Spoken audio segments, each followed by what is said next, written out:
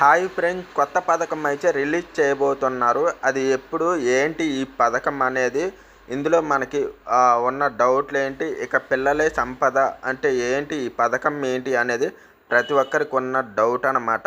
ఇందులో డౌట్లు ఏంటి, వాటికి ఆన్సర్లు ఏంటి అనేది కూడా ఈ వీడియోలో అయితే మీరు తెలుసుకోబోతున్నారు. ఈ వీడియోని అయితే పూర్తిగా చూడండి.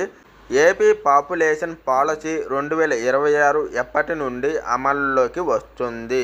టీఎఫ్ఆర్ అంటే ఏమిటి? ఉచితం ఐవీఎఫ్ ఎవరికి వర్తిస్తుంది? ఈ పాలసీ బడ్జెట్ ఎంత? జనాభా పెంచడం వల్ల కలిగే లాభం ఏమిటి? డిజిటల్ హెల్త్ కార్డు వల్ల ఉపయోగం ఏమిటి? ముసలి రాష్ట్రం అంటే ఏమిటి? కేర్ ఎకానమీ అంటే ఏమిటి? మహిళ సాధికారతకు ఇందులో ఉన్న ప్రాధాన్యత ఏమిటి? ఈ పాలసీ వల్ల జనాభా విస్ఫోటనం జరుగుతుందా?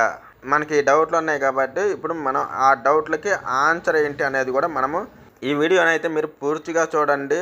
అలాగే ఈ వీడియోని అయితే లైక్ చేయండి, షేర్ చేయండి, సబ్స్క్రైబ్ చేయండి. అలాగే ఈ వీడియోని హైప్ కూడా ఇవ్వండి. వివరాల్లోకి అయితే వెళ్ళిపోదాం. ఆంధ్రప్రదేశ్ రాష్ట్ర ప్రభుత్వం ఒక చారిత్రాత్మక నిర్ణయాన్ని శ్రీకారం చుట్టింది. దశాబ్దాలుగా మనం వింటున్న జనాభా నియంత్రణ నినాదాన్ని పక్కన పెట్టి భవిష్యత్తు అవసరాలకు అనుగుణంగా జనాభా సమతుల్యత సాధన దిశగా అడుగులు వేస్తుంది. ముఖ్యమంత్రి నారా చంద్రబాబు నాయుడు నేతృత్వంలో రూపొందించిన ఆంధ్రప్రదేశ్ పాపులేషన్ మేనేజ్మెంట్ పాలసీ 2026 రాష్ట్ర భవిష్యత్తును మార్చబోతోంది.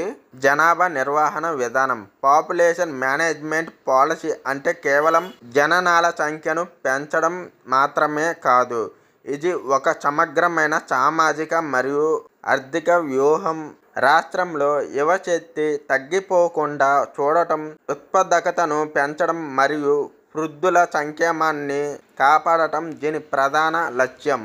రాబోయే 20 ఏళ్లలో ఆంధ్రప్రదేశ్ ఒక ముసలి రాష్ట్రంగా నిరోధించడానికి ఈ విధానం ఆగస్టు 15 నుండి అమలులోకి రానుంది.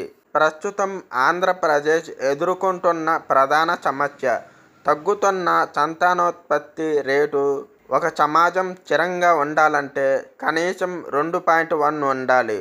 కానీ మన రాష్ట్రంలో ఇది ఆందోళనకర స్థాయికి పడిపోయింది. యువత ఉపాధి కోసం ఇతర రాష్ట్రాలకు వలస వెళ్ళడం మరియు ఆలస్యంగా వివాహాలు చేసుకోవడం వంటివి ఇందుకు కారణాలుగా కనిపిస్తున్నాయి. ఇప్పుడు అంశం ఏంటో, వివరాలు ఏంటో చెప్తాను, వినండి. ప్రస్తుత టీఎఫ్ఆర్ కరెంటు టీఎఫ్ఆర్ 1.5, లక్షిత టీఎఫ్ఆర్, టార్గెట్ టీఎఫ్ఆర్, అత్యధిక టీఎఫ్ఆర్ కర్నూలు జిల్లా 1.89, అత్యల్ప టీఎఫ్ఆర్ విశాఖపట్నం జిల్లా 1.32. వృద్ధుల జనాభా అంచనా 2030 ఎల్డర్లీ పాపులేషన్ 19%, మహిళల ఉపాధి శాతం 31%.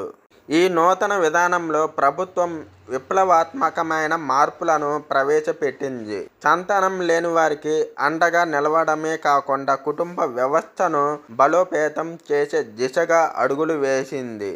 ఉచిత ఐవీఎఫ్ చికిత్స.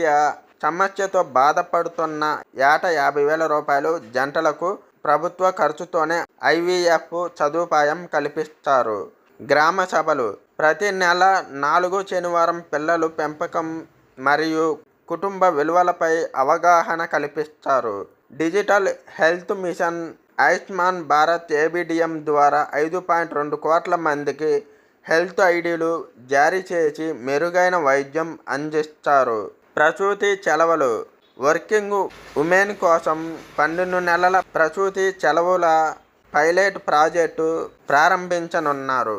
ఈ విధానం కేవలం జనాభా గురించే కాదు, రాష్ట్ర ఆర్థిక వ్యవస్థ అభివృద్ధికి కూడా తోడ్పడుతుంది. కేర్ ఎకానమీని అభివృద్ధి చేయడం ద్వారా కొత్త ఉపాధి అవకాశాలు లభిస్తాయి.